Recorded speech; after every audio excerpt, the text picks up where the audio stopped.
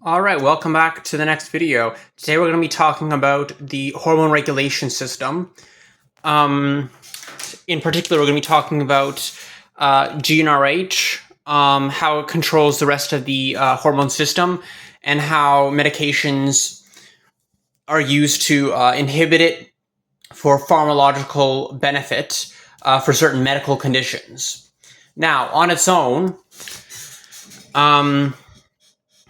the hypothalamus and the GNRH send signal to the anterior pituitary, and the anterior pituitary creates signals both LH and FSH. FSH is involved in fertility for both males and females, and LH is used for hormone production in males and females. In males, it produces testosterone from the testicles, and in females, it sends a signal to produce estradiol and progesterone in the ovaries.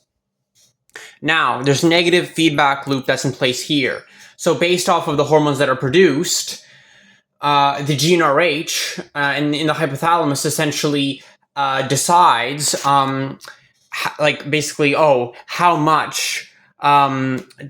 much do I have to essentially send to the signal do I have to send to the anterior pituitary to decide if I want more hormones or less to be made, because the body tries to stay in equilibrium and maintain a certain amount of hormones at all times. Of course, certain dysregulations can affect such.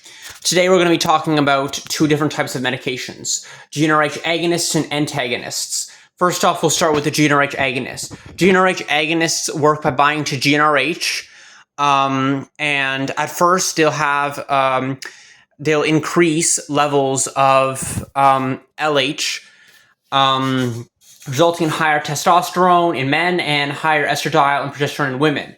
That being said, this is an initial flare effect. So if the medication is used for a prolonged period of time, what will happen is that levels of LH will significantly drop over time due to downregulation of the GNRH, because this medication has essentially overstimulated it over time. Now, GNRH antagonists, on the other hand, work directly on GNRH and essentially block off the GNRH system entirely without activating it, which makes it a true antagonist. As we can see from the graph here, this is baseline testosterone levels, what a male would normally have. With a GNRH agonist, there's an initial spike, and then it goes down to castrate levels. And after 30 days, with continued administration, it'll stay at castrate levels. For the GNRH antagonist, it'll immediately go down and stay at castrate levels. Now, examples of GNRH agonists would include medications like triptorelin, goserelin.